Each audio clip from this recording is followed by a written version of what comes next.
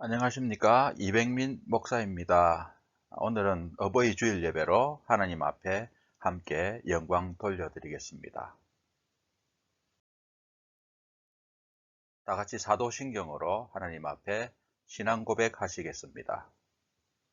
나는 전능하신 아버지 하나님 천지의 창조주를 믿습니다. 나는 그의 유일하신 아들 우리 주 예수 그리스도를 믿습니다.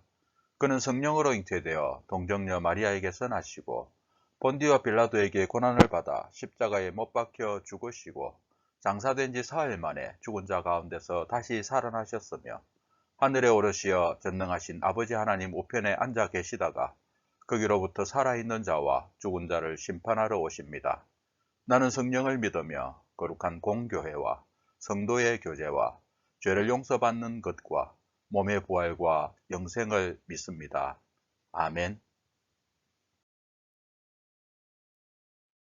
다 같이 찬송 559장 드리겠습니다.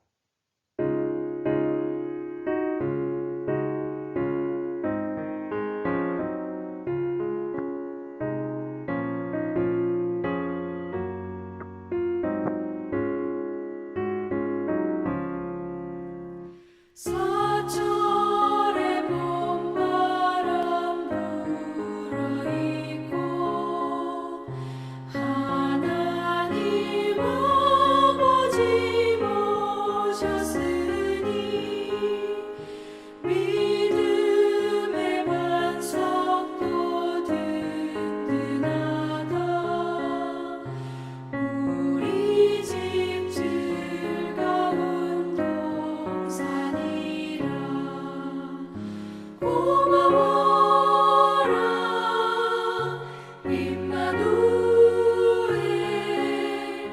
예수만 섬기는 우리 집. 고마워라 임마누엘. 복되고 즐거운 하루하루. 어버이 우리를 고이시고 동기들 사랑에 뭉쳐있고 기쁨과 서름도 같이 하니 한간의 조가도 천국이라. 고마워라 임마누엘. 예수만 섬기는 우리 집. 고마워라 임마누엘.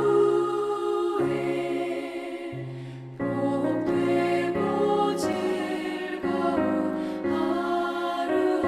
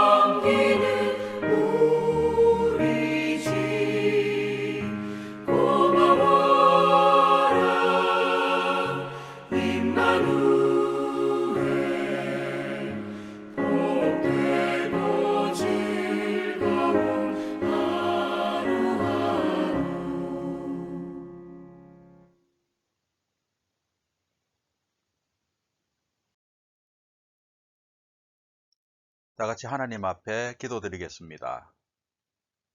하나님 아버지, 오늘 어버이 주일이지만 한 장소에 모이지도 못하고 흩어져서 우리 성도들이 함께 예배를 드립니다. 우리 성도들을 위로하여 주시고 하나님의 능력으로 채워 주시옵소서. 속히 정상적인 예배로 함께 모일 수 있도록 하나님께서 은혜 베풀어 주시기를 원합니다. 오늘도 하나님께서 주시는 말씀을 통해서 성도들이 믿음으로 살아가며 믿음의 가정, 행복한 가정 이루어 가기를 원합니다. 예수님의 이름으로 기도드립니다. 아멘.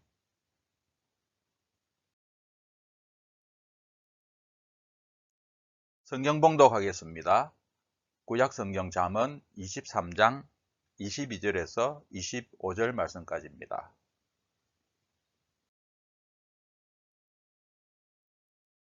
너를 낳은 아비에게 청종하고 내 늙은 어미를 경히 여기지 말지니라. 진리를 사되 팔지는 말며 지혜와 훈계와 명철도 그리할지니라. 의인의 아비는 크게 즐거울 것이요 지혜로운 자식을 낳은 자는 그로 말미암아 즐거울 것이니라. 내 부모를 즐겁게 하며 너를 낳은 어미를 기쁘게 하라. 아멘. 광고 드리겠습니다. 코로나 바이러스의 확산을 막기 위해서 부득이하게 예배를 온라인으로 드리게 되었습니다. 회복을 위해 기도해 주시고 제재사항 계속 업데이트되고 있으니 숙지하셔서 불이익 당하지 않도록 유의하시기 바랍니다. 건강관리 잘 하셔서 빠른 시일 내에 건강한 모습으로 다시 만나기를 원합니다. 저의 도움이 필요하거나 저에게 연락하실 분은 카톡이나 전화를 이용해 주시기 바랍니다. 온라인 예배는 수동적으로 드리지 않고 능동적으로 직접 참여하는 예배가 될 수 있도록 힘써 주시기 바랍니다.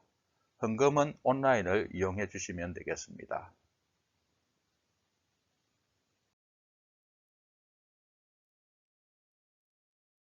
오늘 말씀의 제목은 내 부모를 기쁘게 하라는 제목입니다.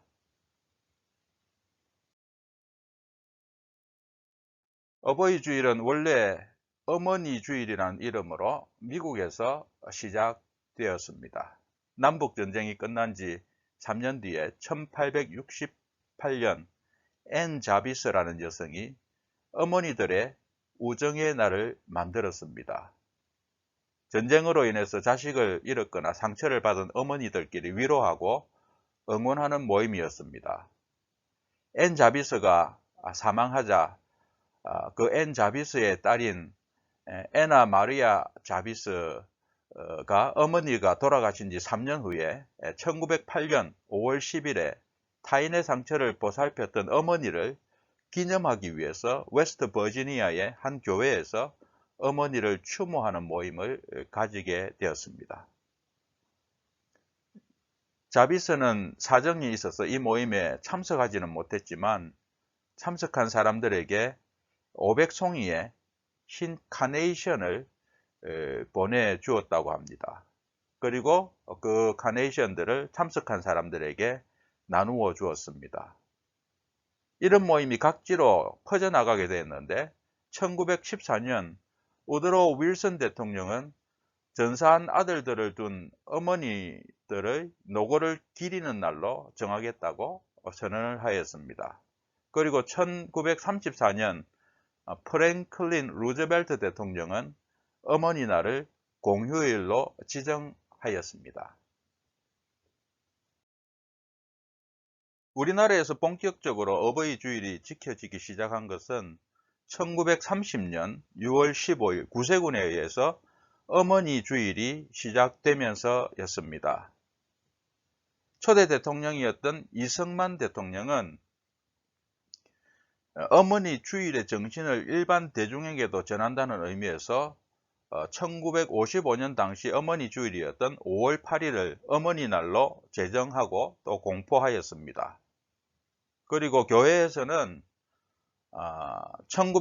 60년 어머니 주일을 어버이 주일로 계칭하여 어머니뿐만 아니라 아버지의 은혜도 기리는 날로 삼았고, 그 이후 1974년에 한국 정부에서도 어머니날을 어버이날로 계칭을 하였습니다.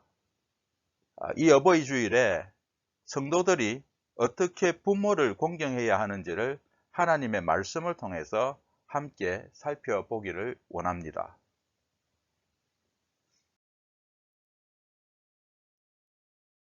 첫 번째, 믿음의 자녀들은 부모를 청종하라고 했습니다. 제가 옛날에 학교에 다닐 때 어머니께서 자주 하시던 말씀이 있었습니다. 선생님 말씀 잘 들으라 하는 그런 말이었습니다. 본문 말씀에도 너를 낳은 아버지에게 청종하고 라는 말씀이 있는데 거의 같은 의미입니다. 여기서 청종하다 하는 말은 히브리어로 샤마인데, 듣다, 동의하다, 찬성하다, 순종하다, 주의하다는 의미를 함께 내포하고 있습니다. 후반절에 보면 내 어미를 경히 여기지 말지니라는 말씀이 있는데 아버지에게 했던 말과 같은 의미입니다. 경히 여기지 말라는 것은 주의하라는 의미이기 때문에 결국은 부모님의 말씀을 잘 들으라는 것입니다. 예수님께서도 이 세상에 계실 때 부모님의 말씀을 잘 들었습니다. 육신의 부모님의 말씀을 잘 들으셨다는 것입니다. 우리들에게 모범을 보이신 것입니다.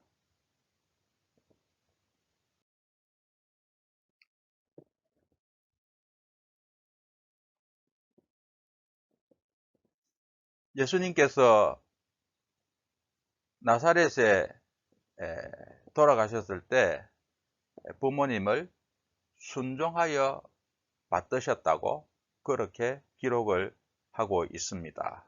우리도 부모님의 말씀을 순종하여 받드는 것이 옳습니다. 성부 하나님의 말씀도 잘 들으셨습니다. 육신의 부모님뿐만 아니라 영적인 아버지 말씀에는 예수님께서 무조건 예라고만 하였던 것들을 우리가 보게 됩니다. 그래서 예수 그리스도는 예하고 아니라 함이 되지 않으셨습니다. 그런데 우리가 한 가지 생각해 봐야 될 것은 우리는 무조건 부모님의 말씀에 예라고 하여야 합니까? 절대자 하나님은 오류가 없지만 인간은 오류가 있습니다. 우리들의 부모님도 예외는 아닙니다. 어떤 경우에는 온 가족이 마약 거래에 관련되어 있는 경우도 있는 것을 우리는 보았습니다. 또 다른 사람들의 물건을 훔치거나 사기에 관련되는 일도 있고 테러에 관련되는 일들도 있습니다. 물론 선을 행하는 일에는 무조건 예라고 하여야 하겠지만 악을 행하는 일에는 거절할 수 있어야 합니다. 우리에게는 육신의 부모도 있지만 하나님은 우리의 영적인 아버지이시기 때문입니다. 더 높은 권위에 순복하는 것입니다. 자녀들은 할 수만 있으면 모든 일에 부모님께 예스라고 해야 되고 순종해야 합니다. 그러나 그것은 주 안에서 곧 부모님에 대한 순종이 하나님의 뜻과 반대되지 않아야 한다는 것입니다. 주 안에서 순종하라고 했습니다. 두 번째로 자녀들은 의와 지혜의 삶을 살아야 하겠습니다. 여러분은 어떤 영화를 좋아합니까? 대부분의 사람들이 좋아하는 영화나 드라마에서 주인공들이 가진 특징이 있습니다. 그 출연자들 중에서 제일 의롭습니다. 그리고 제일 지혜롭습니다. 초반에 불의한 사람들 때문에 억울한 일들을 당하기도 하지만 결국에는 지혜로운 방법들을 동원하여 의를 드러내면서 끝이 나는 것들을 우리는 봅니다. 사람들은 이러한 시나리오에 감동을 받기도 하고 또 환호를 보냅니다. 그러나 실생활에서 자신이 이러한 주인공 같은 삶을 살아가기는 정말 어렵습니다. 본문 말씀에서는 자녀가 영화나 드라마의 주인공 같은 의와 지혜의 삶을 살아가기를 원하는 부모의 마음이 기록되어 있습니다. 잠언서 23장 24절에 의인의 아비는 크게 즐거울 것이요 지혜로운 자식을 낳은 자는 그로 말미암아 즐거울 것이니라. 본문의 의는 짜디크라는 말인데, 히브리어로 짜디크라는 말인데 올바른, 진실한, 합법적이라는 의미를 가지고 있습니다.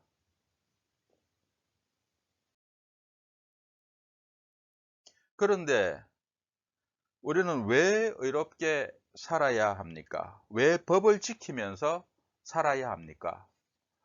의와 반대는 불이고 합법과 반대는 불법입니다. 불의가 있고 불법이 판을 치는 사회에 어떤 일들이 일어나고 있습니까? 멕시코에서는 지난해에만 살인으로 인한 사망자가 3만 4,582명이라고 알려져 있습니다. 하루에 90명이 넘는 사람들이 살해를 당합니다. 살인사건의 대다수가 마약 카르텔과 연관되어 있다고 합니다. 그리고 매일 평균 10명의 여성들이 살해되고 많은 여성들이 실종되는 사건들이 지금도 일어나고 있습니다. 그리고 마약 거래에 방해가 되는 도시의 시장이나 또 경찰관들도 암살되는 사건들도 자주 일어나고 공무원들, 경찰관들도 이 마약 거래에 관련되어 있는 사람들이 많이 있습니다. 이와 같이 불의와 불법이 판을 치는 곳에 사망이 있는 것을 우리가 보게 됩니다. 잠언서 11장 19절 말씀에 공의를 굳게 지키는 자는 생명에 이른다고 했고 악을 따르는 자는 사망에 이른다고 했습니다. 개인뿐만 아니라 이것은 공적인 삶에도 관련이 있는 것들을 우리는 보게 됩니다.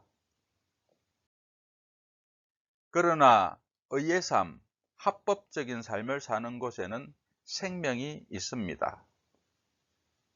예수님께서 의를 이루심으로 많은 사람들이 생명을 얻게 되었습니다. 로마서 5장 18절에는 그런즉 한 범죄로 많은 사람이 정죄에 이른 것 같이 한 의로운 행위로 말미암아, 한 의로운 행위는 예수님의 십자가의 행위를 말씀하는 것입니다. 많은 사람이 의롭다 하심을 받아 생명에 이르렀다고 했습니다. 믿음의 삶은 바로 의의 삶이고 지혜의 삶입니다. 믿음의 사람은 그러므로 의로운 삶을 살아야 하겠고 또 하나님의 말씀으로 사는 것이 지혜로운 삶입니다. 비록 나는 지혜는 없을지는 모르겠지만 말씀을 따라 살아갈 때 하나님의 지혜가 나의 지혜가 된다는 것입니다. 하나님께서 기뻐하시는 삶이 바로 의의 삶입니다. 하나님께서 기뻐하시지 않는 삶이 어리석은 삶입니다. 영생을 바라보는 삶이 또한 지혜로운 삶입니다. 로마서 6장 23절에 죄의 삭은 사망이요 하나님의 은사는 그리스도 예수 우리 주 안에 있는 영생이니라. 믿음으로 하나님의 의를 따르는 자, 말씀의 지혜를 따르는 자에게는 영생이 있다는 말씀입니다.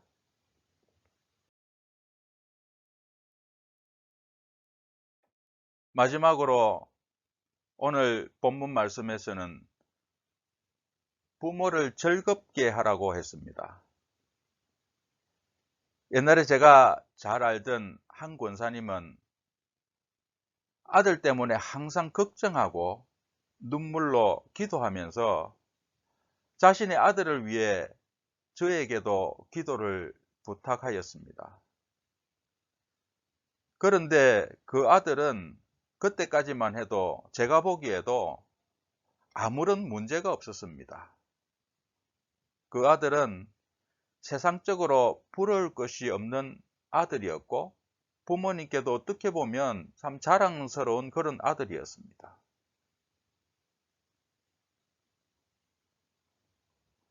좋은 직장을 가지고 있었고 학벌도 좋았습니다. 그리고 건강에 이상이 있었던 것도 아니고 또 다른 사람들이 보기에 정상적인 그런 가정도 가정을 가꾸어 나가고 있었습니다. 자녀도 있었습니다. 그리고 주일날도 거의 빠지지 않고 교회에 잘 출석했습니다. 그것뿐만 아니라 교회 집사 직분을 가진 직분자였습니다. 그런데 이 권사님은 무엇 때문에 그렇게 슬퍼했고 또 눈물을 흘리면서 기도하였을까요? 제일 중요한 것이 빠졌던 것입니다. 그 권사님께서 저에게 알려주셨습니다. 다 좋은데 아들이 믿음이 없다는 것이었습니다. 겉으로는 전혀 문제가 없는 아들이었지만 그 권사님은 아들을 가장 잘 알고 있었죠. 그 아들의 내면을 보고 있었습니다.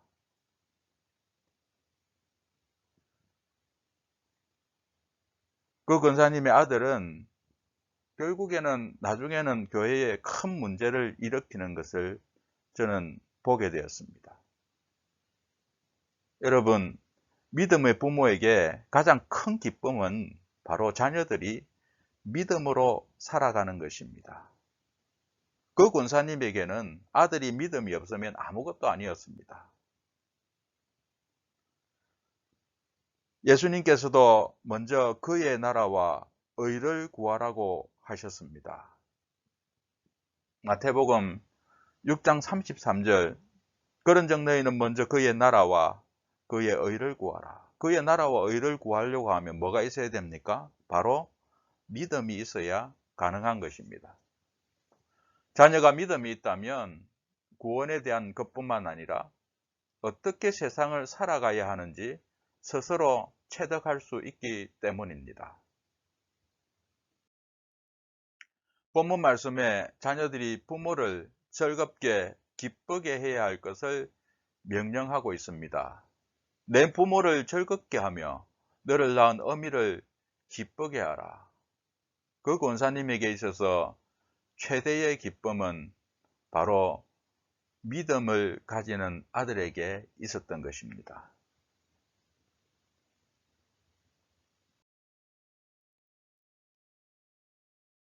잠언서의 목적은 잠언서를 듣거나 읽는 사람들이 지혜를 획득해서 하나님을 믿고 경외하는 데 있습니다. 그러므로 본문 말씀에 나오는 부모에 대한 자세도 믿음과 밀접한 관련이 있습니다. 자녀들은 보통 어떻게 부모를 기쁘게 할 수 있습니까? 부모와 좋은 관계를 가져야 합니다. 어떤 집에는 부모와 자식 간에 좋지 않은 관계 때문에 항상 불화가 일어나는 것들을 보게 됩니다. 가정에 스트레스가 있다는 것입니다. 그리고 자녀는 건강해야 됩니다. 건강하지 못한 자녀를 바라보는 부모의 마음은 항상 아픈 마음입니다. 그리고 자녀가 행복한 삶을 살아야 합니다. 행복하지 못한 자녀를 바라보는 부모의 마음이 즐겁지는 않을 것입니다. 그리고 자녀는 부모에게 자랑스러운 자녀여야 합니다. 다른 사람들에게 창피스러운 자녀가 되면 되지 않겠죠. 또 평소에 불의로 많은 재물을 축적했다고 하더라도 그때까지만 자랑스러울지는 몰라도 결국에는 나중에 세상에 내놓지 못할 큰 창피를 부모에게 주는 것들을 요즘 사건들을 통해서도 우리는 보게 됩니다. 의롭게 살아야 하고 지혜롭게 살면서 부모에게 자랑스러운 자녀가 되어야 할 것입니다. 우리는 모두 다 하나님의 자녀들입니다. 하나님의 자녀들은 하나님을 기쁘시게 해야 할 것입니다. 조금 전에 살펴본 것처럼 부모를 기쁘게 하는 그 원리가 하나님을 기쁘게 해드리는 원리와 똑같습니다. 부모와 좋은 관계를 가져야 하는 것처럼 하나님과 좋은 관계를 가져야 합니다. 하나님과 좋은 관계를 가지려고 하면 바로 믿음이 있어야 되겠죠. 그래서 예수 그리스도로 말미암아서 우리는 믿음으로 하나님과 화목하게 되었습니다. 이것이 바로 하나님을 기쁘시게 하는 것입니다. 믿음이 없으면 하나님을 기쁘시게 할 수 없습니다. 두 번째로 성도들이 영적으로 건강해야 합니다. 육신의 자녀들도 건강해야 부모가 행복한 것처럼 우리 성도들도 영적으로 건강해야 하나님께서 기뻐하시는 것입니다. 우리 영혼이 잘된 같이 우리 범사가 항상 잘 되어야 되겠습니다. 그리고 하나님의 뜻은 어디에 있습니까? 우리가 항상 기뻐하고 감사하는 삶입니다. 우리 육신의 자녀들 스스로가 행복한 삶을 살아갈 때 부모의 마음이 기쁘듯이 우리 성도들도 기뻐하는 삶, 감사하는 삶 속에서 하나님 앞에 기쁨이 되고 하나님께 영광을 돌려드릴 수 있는 것입니다. 부모에게 자랑스러운 자녀여야 하듯이 우리도 하나님께 자랑스러운 자녀여야 합니다. 우리 구약 성경에 보면 욥이 그런 삶을 살았죠. 하나님께서는 욥을 자랑스럽게 여기셨습니다. 나는 나의 부모에게 그리고 하나님께 어떤 자녀입니까?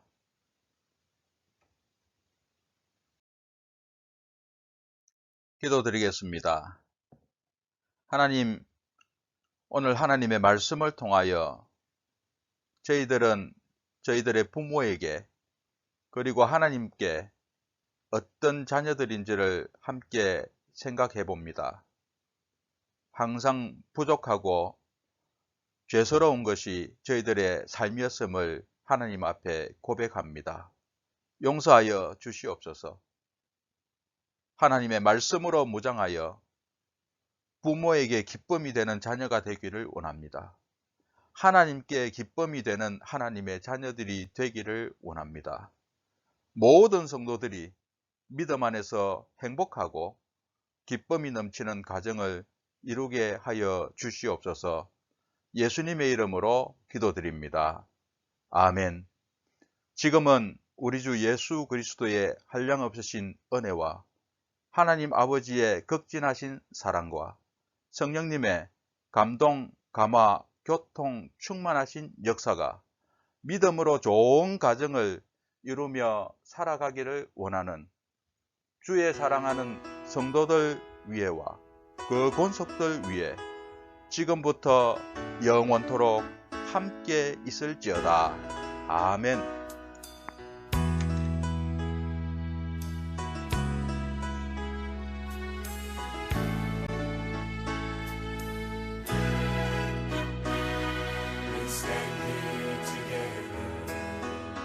As a family, we join hands together, lifting praises to the Father above